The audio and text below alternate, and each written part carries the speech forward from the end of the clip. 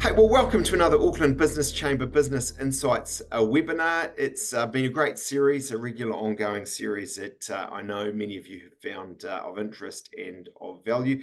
I'm just delighted this week we've got Kim Larking. Kim is a neighbour of the Chamber, and he's also someone who has got a really interesting business story and background, and has, recently moved into the area of health psychology, if I can put it that way, and written, has a book, and done a lot of thinking in this area. So, Kim, it's great to have you. I don't know where it's going to go, but I'm really interested to see, and I know it'll be interesting. So, you're welcome, and we look forward to hearing from you. Oh, hey, thank you so much, Simon. It's a real privilege to be able to talk to the chamber and to share a whole lot of interesting, fascinating topics that I get a kick out of and have really helped me. So the reason why I thought it was valuable to talk to your members is because I was a business owner way back from 91 to 2011, where I ran client management. And that was a very successful modeling agency. I found Kylie Beck. She became one of the top 5, 10 models in the world, maybe the top model in the world in 1998. And so it was a very successful business. And I know what it's like. We just had a team of about 12. So it wasn't big enough to have, CFO, HR, all sort of stuff. So as the director, it was a lot of work, very hands-on. And so you had to be really skilled across a lot of different fronts to, run a little team like that.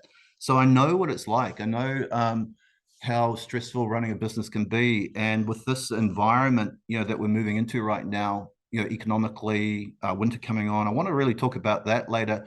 My goal is to help people empower themselves, that they have, the best life, that they develop the best life for themselves. So you can try and help empower people, but when people learn the ropes, learn the tools to actually, discover how to empower themselves, that's what my book is all about. Yeah, how to empower yourself. So that's a little bit about my background. What happened was that after discovering Kylie, I thought to myself, oh, gee, what do I do now? I've sort of got one of the, very top models in the world. What do I do? Where do I go from here? So then I got very excited about opening an agency in New York, and I spent 2 years scouting for models around the world. I had all my existing models, and I knew photographers like to see brand new faces as well. And so I spent 2 years scouting and developing the contacts. I negotiated with Storm Models in London, who manage Kate Moss. I received the database in New York, and I was just about to go and sign a lease that afternoon and see my first 4 clients that morning. And that morning turned out to be September 9/11. And so I got no further. But what happened was this, I experienced this incredible epiphany where it made me really investigate my life, look at my life. And I won't tell the whole story, but it made me reevaluate everything I was doing. Hence, what I did is I redirected to forming a charity, Vision for Humanity. And from that, that's all about elevating global consciousness and helping to better the world and to create this audacious goal of creating a successful planet. And from that has sprungboard the associated endeavors of the Urban Sanctuary, my book. There's this whole literature, architecture of personal self-development. So the model is based around developing the individual to be the absolute best self in order to then develop the surplus capacity to be a positive, really positive influence upon our environment, upon society. So yeah, that's the big picture. I can show you some websites and screen shares later and that sort of thing. But that's a little bit of what motivates me. I want to die happy. And if we kick into a little bit of positive psychology right away, Professor Martin Seligman years ago was the #1 person in the field of positive psychology, the head of the Psychologists Association of America, I think it was, quite a few years back. I met the chap, amazing chap, but he would talk about three levels of happiness. And the first level was the immediate gratification stuff, you know, the nice wine, the food, the immediate dopamine hits, you might say. And then the second level was the more being in the flow and doing what you really want to do in life. And that's so important. Like so many of us, you know, we're in a job we don't really gravitate to. We know it's not our ultimate position. And so actually doing something that you want to do, that you're passionate about, that's a real blessing. And then this third thing, the most deepest level of happiness, he says, is when we get to dedicate our passion towards helping others. So we can still have the immediate gratification stuff. We can still have the, you know, the nice food and the wine and, you know, those pleasant experiences. But we can also have those other deeper levels. And in society, we don't really get taught, or it's not really promoted to dig for those deeper levels of happiness. And this is sometimes our undoing, you know, as people. I think that as we get older, the responsibilities of life become greater. So as a child, it's wonderful, isn't it? You know, you're under mum and dad's roof, and I'm trying to tell my son at the moment, you know, hey, you got a great opportunity to go and make some money, and you got no overheads. You know, save that money. Um, you know, but as we get older, we realize, gee, we've got a mortgage to pay, we've got kids to look after, we've got to really look after our health. We've sometimes realized that we've got to look after our parents as well, the elderly. So we come this into this position where we're sort of in the, you know, nucleus of, you know, this realm of responsibilities. And so what the book is all about, is all about developing the tools, the techniques, the methodologies, the skills in order to upskill yourself to handle those greater challenges. And that's exactly what's happened to me the last few years. So my mum died, my dad died. We had a fire at the family house. There were dangerous building notices placed on the buildings. We had to deal with the local council, who were very, very good, by the way. Fire engineers, accountants, lawyers, had to go to the high court, the family court several times. There were 4 different wills that my dad left. What a nightmare. So I found that I really needed. It was ironic because I was writing this book over 4 years, health psychology, and it's a linchpin of all of the other health guides. So the methodology is basically start with the mind, and then move to microbiome or body, and then to biosphere, to the environment, to all the more external factors. And so I realized that I was using every single tool and technique in my own book to get me through, you know, my challenges. And so that's why I really feel that the book can help others, and that's why I'm so passionate about talking about it. So my greater goal, vision for humanity, the founder of Vision for Humanity, leaving this world having done something really constructive, helping other people, bettering the world however I can. Here's a book about how we can, for ourselves, self-empower, and then that branches into a whole array of other literature to keep advancing the person physically, mentally, emotionally, spiritually. I've done a bit of talking there. Maybe I can keep Oh, I going. think it's amazing. I mean, I suppose the question is, yeah, and I appreciate it's and I've seen your book, and as I say, one of my staff members nicked it from my room, and so I haven't read it, because she has it, and I think is enjoying it. Although I haven't seen it this morning to ask her. Uh, so I appreciate it's a big question. There's a lot, as you say, literature and work that you've done on it. So it's not necessarily a succinct answer, but how do we upskill? How do we do what you've just said around, getting to a deeper level of happiness in our life, accepting that it all works together, the personal and the business, and everything we're doing. Hey, great question. So what I want to do is just touch on a few of these. I mean, the Yep. book is just full of different tools and techniques, and it's got a whole chapter where you, after you read the book, you can go back to that chapter, and with that context of knowing the book, you can quickly refer to the tools and techniques. So there's just tons and tons of tools and techniques, and that's what I wanted to do with the book. I wanted to like just basically grab every single positive thing that we can do to aid ourselves. Let me just go over a couple. Yep. And then what I'd like to do is I'd like to try to relate it to business and to the Amazing. economic environment that's coming our way or here already. So let's start with a couple of things. So you asked me one point, what is vagal tone? So vagal tone, this is very, to me, very, very important. Can you see that all right? Yeah, fantastic. Become a visionaire. Now we've moved on to nervous system. Yeah, so this is a diagram that I put together.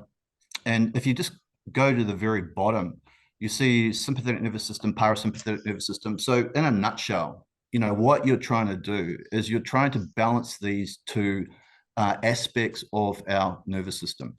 And so the peripheral nervous system, I mean, it takes in everything from our environment, from, a little light touch on the skin to having to react to a, dramatic event. Our nervous system is very adaptable from very, very light occurrences to very dramatic occurrences. And, through the sympathetic nervous system, we have this process of, you hear it over and over again. The caveman days, we're running from a tiger. Adrenaline kicks in. We get the energy. More so, the digestive system, slows down. Potentially, immune system, reproductive system. These things close down to really, funnel energy into, escaping. And so we have that adrenaline rush. And what's happening in modern society is, I find this quite common knowledge now. So I don't know what's helpful and what's not. But what's happening is that we're just too overactivated all the time with workload, with social media, with too many social stresses. And in my book, I go into what we do need is we do need more physical stresses. We need more, like I talk about cold therapy. I talk about intense exercise. I talk about these types of things that are good for us to a degree. And so the parasympathetic nervous system is once that stress is over, or should be over, then the parasympathetic nervous system should kick in and it should relieve us. It should regulate our breathing. We should be able to calm back down again. We should be able to self-reset. We should be able to come back to a more balanced state. And so vagal tone to me is just vital. If you become more aware of your day, of yourself, of your day, and start to think, okay, well, how much of the day am I experiencing in this fight or flight mode? How much, am I experiencing in a more calm state? And your job, our job, so the book is very much about taking sovereignty over your own health and well-being. Your job is to think about, okay, well, I am pretty stressed right now. How do I balance it back out? So, there's so many things you can do. A big theme in the book is psychology determines physiology. So if we were to start some box breathing, for instance, for a few minutes, we would find that our blood pressure would come back down a little, that we'd start to relax a little, that we would start to feel more comfortable. If we start to engage the right internal dialogue, okay, if we start to um, start to say positive things to ourselves. Hey, you've been here before, you can handle this. And if I can segue just into a neuroscientist that I really, really like, and that is Kelly McGonigal, Stanford trained. She talks about a stress is enhancing mindset and a stress is deliberating mindset. And a stress is enhancing mindset is exactly that. It's when we say to ourselves, hey, Kim, you've been here before, you can handle this, you can do it. When we actually engage that stress enhancing mindset, she's got science to say that that activates DHEA, a steroid hormone that's actually good for our health. I mean, that's just amazing. Whereas if we have a stresses deliberating mindset where we say, oh, gee, this is too much, I can't handle it, take me out of here, which is a natural inclination, Mm. then it can actually potentially cause us ill health long term. And so basically, chronic stress is stress that's ongoing for perhaps a month or more nonstop, where we have no reprieve, where we don't self-soothe with forest walks, with breathing, with exercise, with what have you. And so this vagal tone to me, very, very interesting. And vagus nerve means in Latin the wanderer, wanders through the body. I believe it connects into the parasympathetic nervous system. So vagal tone is having that, first of all, that awareness, hey, that we're going to be aware of our stress state, and then we're going to keep rebalancing that in order to keep staying dynamic. So there's nothing wrong with being in a amped up state. It's great. We can get things done. There's nothing wrong with it, but it's not healthy to continue in that state. And so we need to rebalance through the day, through the week. I'm a bit of a workaholic. I thrive on getting stuff done, but every single day I balance my day. Amazing. I'm just looking up as you talk, vagal tone. It's a lot there, vagal nervous system. So this is this is a thing to put it that way. And I mean, I suppose that one of the things I said to you, it makes a lot of sense to me intuitively. We in the modern world, and I'm no different to I'm sure many others, so much mental stimulation and stress. Everything, from our devices and phone calls and meetings and all of this, but not enough physically, you said. And so that need for cold, maybe, for exercise, for all these things. And then the one of the other ones you mentioned, their breathing. I mean, that's a few years ago, I feel like people would have said, oh, this sounds a bit silly and kind of new age nonsense or something. But actually, I've in terms of business coaches I've had a bit to do with recently, they all sort of surprising in a way, but they all go to breathing as quite a big part of the whole thing. So it's this. So it's quite whole. I suppose I'm not really asking you a question. It's quite a holistic thing, isn't it? You've got to have all of these things and get that balance. And your key in that is that vagal tone. Which yeah. Yeah, look, there are this. I do a health directive program. It's a 12-week program. It's designed to be 12 weeks, 3 months, because it takes 66 days to reprogram habits, according to the science. And so what I work on is, we're creatures of habit, but if we can create new reward mechanisms, I'd love to go into that later. But yeah, there's so much to it. Like there's a piece on the book, which is about nutritional psychiatry. There's antidepressant food score. Amazing. There's page 184. There's all the different foods in there that are proven to help your mood and cognition. I mean, fantastic. So what does this mean for you, for your diet? What do you sort of not that you don't have to be perfect, but what do you I think I remember you telling me when we met a wee while back, you've really changed your diet. Oh boy, I am so fussy. I'm so picky. I struggle to find anywhere out there, to eat. I cook most of my meals myself, and yeah, it's not just the food; it's the cooking methods. That's a whole conversation within itself that I go over with the people on my wellness program. But yeah, I always promote organic, because organic, take two broccolis, one organic, one not. Well, the broccoli that's organic is going to it's going to be far more nutrient dense. It's going to have more sulforaphane, which is basically a protectant that is for the plant. That also translates to being it's an anti-cancer has anti-cancer properties. But people with digestive problems, there's a lot of talk about gluten-free, wheat-free. Yeah, absolutely. But what I also say is, hey, look, just go organic first, because you just don't know what's going on with herbicides, pesticides, all this type of thing that disrupt your endocrine system. So the book goes into endocrine system and nervous system as the two channels in which we communicate with the mind to our body. Little segue there. But yeah, what I do is I am just fastidious about what I eat. So I had a terrible hip accident and a knee accident where I was told that I needed hip surgery. I refused to entertain that idea.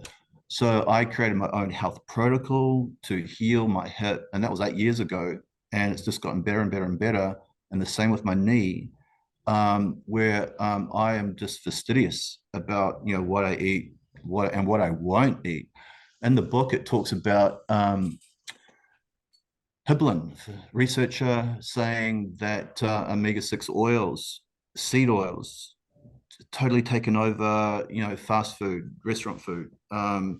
We, the brain operates on omega-3.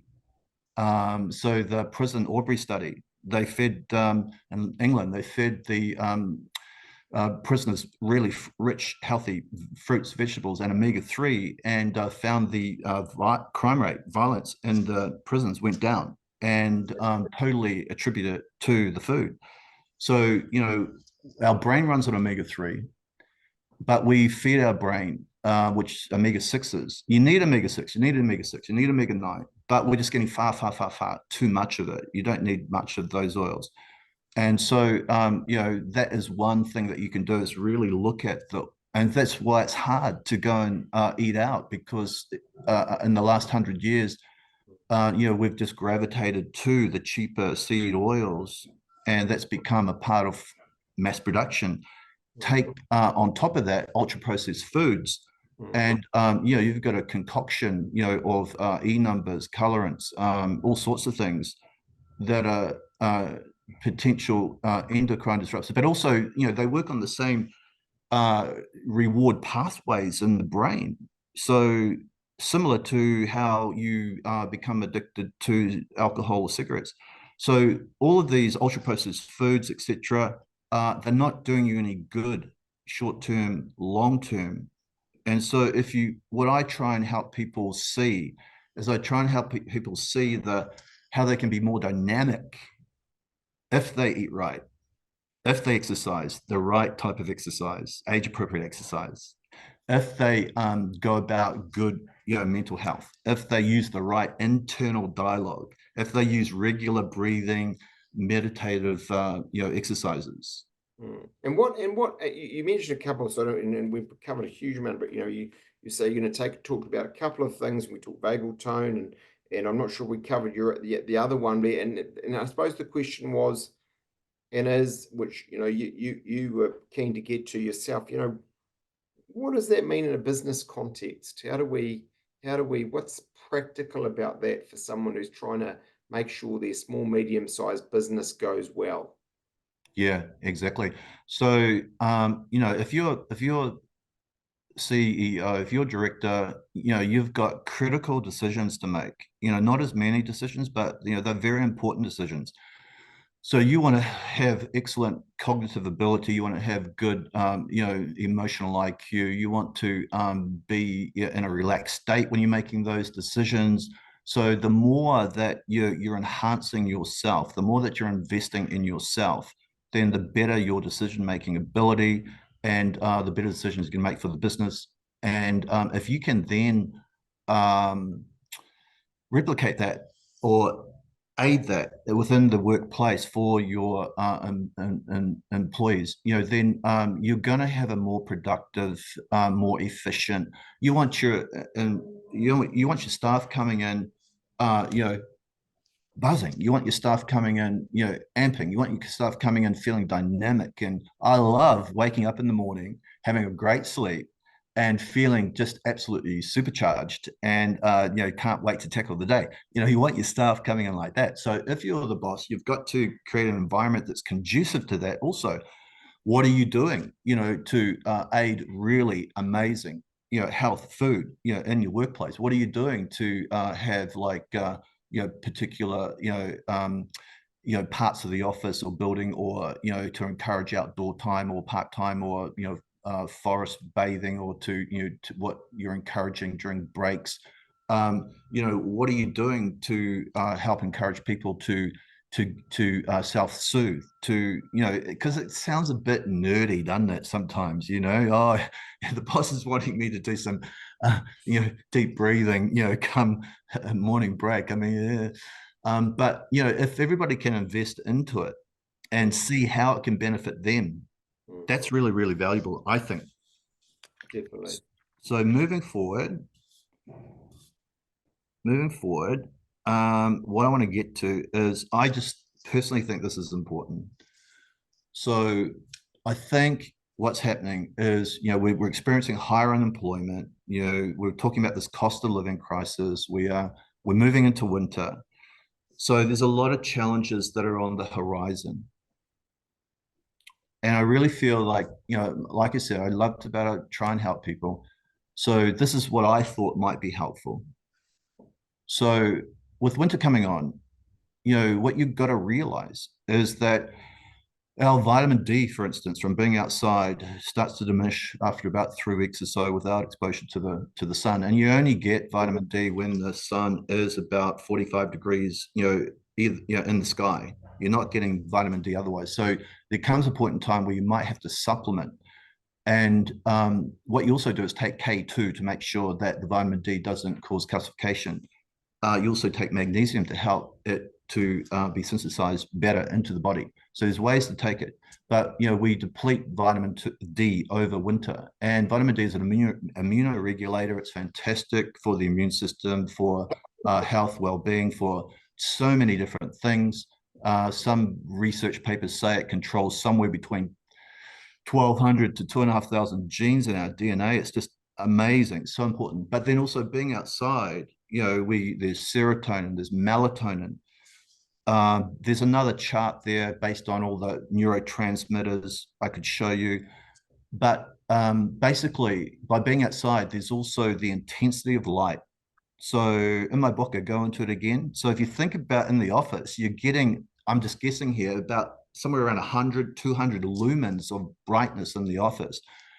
For example, if you go into an operating theater from memory, I think it's about 1,000 lumens of light in operating theater for surgeons to see as clearly as possible to operate. If you go outside, I think it's on my book, but I think from memory, I think it's about 100,000 lumens that you're getting outside. Far, far, far brighter intensity of light that is just signaling to your body, hey, it's daytime. And this all operates and works in with your circadian rhythm. Mm, And so with your circadian rhythm, you had a bit of a cortisol response in the morning. That's good, gets you out of bed. But come come evening, you want to not have any cortisol. You want to have melatonin starting to become evident in the blood, and that aids your sleep. And so all these things, getting outside and experiencing the outdoors, if you can look at the sunrise, another famous neuroscientist that I just really love, Andrew Huberman, runs the Huberman Lab, does research around all this sort of stuff. This is some of his work now. If you can look at the sunrise and see the colors, of the sky, not directly at the sun, but see the colors of the sky. It's signaling to the brain, hey, it's morning, and in about 14 hours, 16 hours, produce melatonin. If you can do the same thing, watch the sunset, mm, then it's reaffirming to the brain, hey, sun's going down, start producing mm, melatonin soon.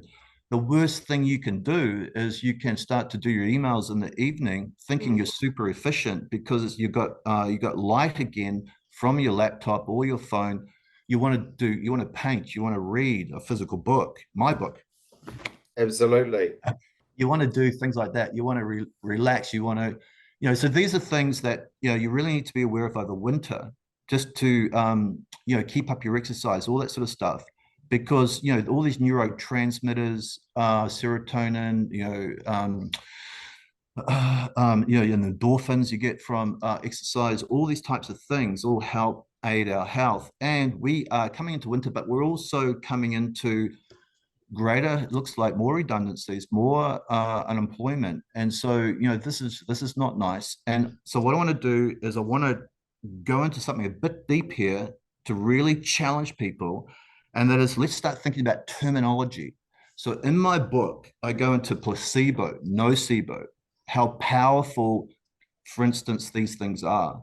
So placebo is when you'll take a fake pill, a sugar pill, and you don't, but because it's being administered to you by a doctor, it does have a positive effect. And then you can have active placebo, and then you can have shared placebo, which is where the doctor and you both believe that you're going to get better. And that's even more powerful than, say, just one of you believing. And you can have ritual placebo. So these are all real things. Same thing as nocebo. So when someone says, "Hey, sorry, you've this is going to happen," I don't even want to say the words. Then you adopt that thinking to be truth, and it plays out, has the potential to play out more so. Okay, very powerful, very, very powerful. And so when it comes to terminology, we need awareness, but are we benefiting from saying things like over and over and over and over again, the cost of living crisis, Mm. cost of living crisis, cost of living crisis. Every time you open the paper, the news, cost of living crisis. How about just a challenge, everyone out there? How about the adapt and grow era?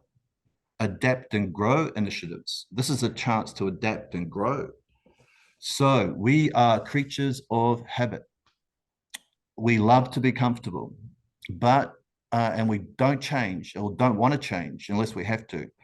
So we are also creatures that can adapt. So evolution is, just spells that right out. All the creatures, all the species that adapt, survive. So we can adapt. Just park the thought of positive reward mechanisms. If we get a chance to go into that, that's how you instill, that's how you cement changes. Okay. But basically, we have got the opportunity to adapt and grow. The Yeah. next thing No, you go. is Sorry. we need to look for the silver lining. So in every challenge, there is a silver lining. It's very, very hard to find sometimes, but if you really dig deep, no matter what the problem, you will find a silver lining. You will find an opportunity. And then the last thing is I want to just mention is have a plan. So uncertainty creates anxiety, basically. If we don't have a plan, all these things are happening to us, we become more and more anxious. Oh, what do I do? What do I do? So I'm saying, hey, look, perhaps think about this, change your thinking, Mm. change the terminology, change your internal dialogue. Your internal dialogue is so, so, so important. What am I saying to myself? Mm. Okay. Change the terminology, a chance to adapt and grow. Be adaptable, be willing to be adaptable. This is a really hard thing for people. And this is how I help people on the program and my book, be willing to change. Then look for the silver lining and then have a plan how to extract that silver lining. So let's get down to like real nuts and bolts stuff that maybe some people just do not want to hear. Like one thing is, what can adapt and grow? What can I do? Is this a time to think about stopping? Eek, you know, why? Because, well, if I stop drinking, then basically I'm going to be that much more alert. I'm going to be so much more, I'm going to be healthier. I'm going to save so much money. I'm going to better focus on, how to upskill myself. Mm. Now, dual reward is highly motivating. So if I can find tasks where we can achieve two things at once, where we can, in this case, I'm stopping drinking, and that's going to significantly better my health, my weight, my organs, my cells, my skin. But where I'm also going to save a significant amount of money, that's a dual reward. That's very, very, very Yeah, motivating. fantastic, Uh, fantastic. yeah, if I, I suppose, Kim, there's so much in this, and people are going to have to read your book if they want to get more of that. I mean, it's probably unfair to ask you this, probably difficult. If you just sit there in our last, handful of minutes and just say it's these three or four things, did you have a sense of that, or is it too complex to do that? would you say, in terms of in getting the balance that I've talked about, in terms of getting that happiness, is it, I don't know, exercise, diet, sleep, one other, or what do you reckon? Well, in the Sanctuary Health and Healing methodology, there's a diagram I could show you. It's in the book. We talk about mind, body, biosphere. So the very first thing is to get your mind right.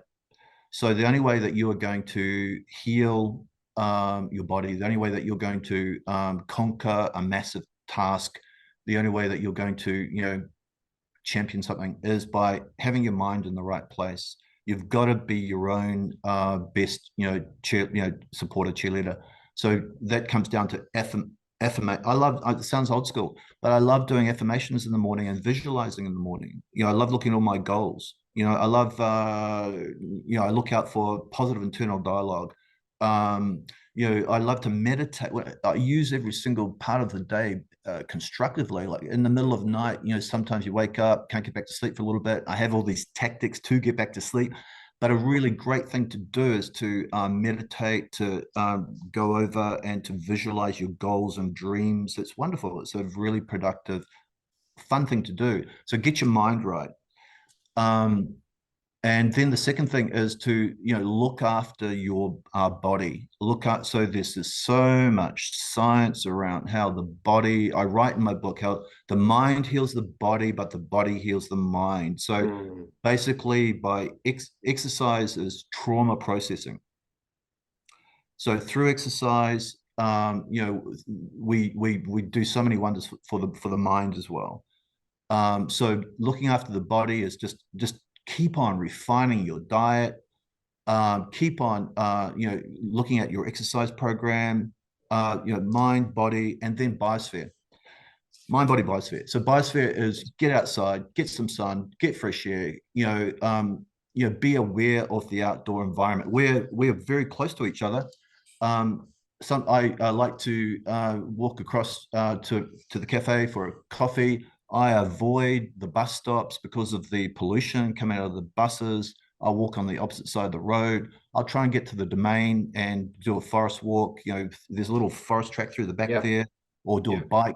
So just think mind, body, biosphere.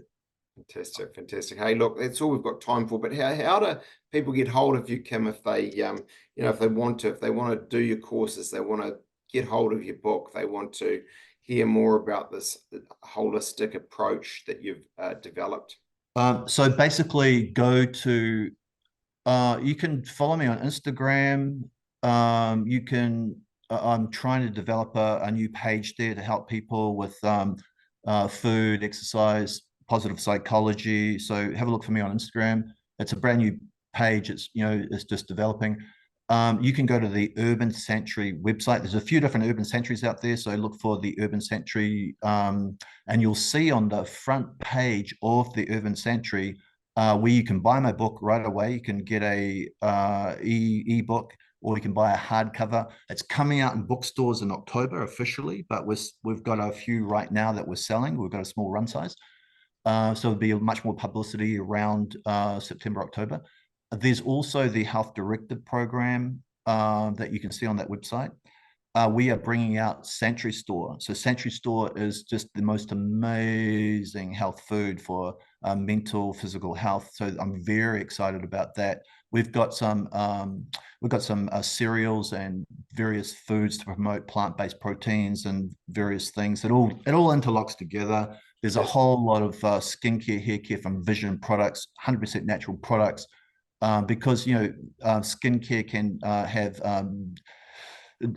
questionable ingredients, can upset, be endocrine disruptors. You hear about forever chemicals. So all this works together for incredible health. Personal care, food, mental health, literature. So look for Sanctuary Store. Look for now all these. These are various stages of development, mind you. Okay, but the book is ready. The people have been through the health director program. They've reported like better sleep, better circadian rhythm, better energy, more dynamic feeling, lower visceral fat. We've got a machine that only two in New Zealand that does visceral fat right down to the percentage point. So what I do is I retest people, get them on a trend. people experiencing better mental clarity, cognition, emotional balance. It's been highly successful. So I'm really passionate and really excited about helping people because I really know how they can better their lives. Hey, thank you so much, Kim. We really appreciate it. Kim Larking, really good fun, and and a lot there to talk about. Huge. But yeah, no, amazing. Have a good one. Thanks heaps.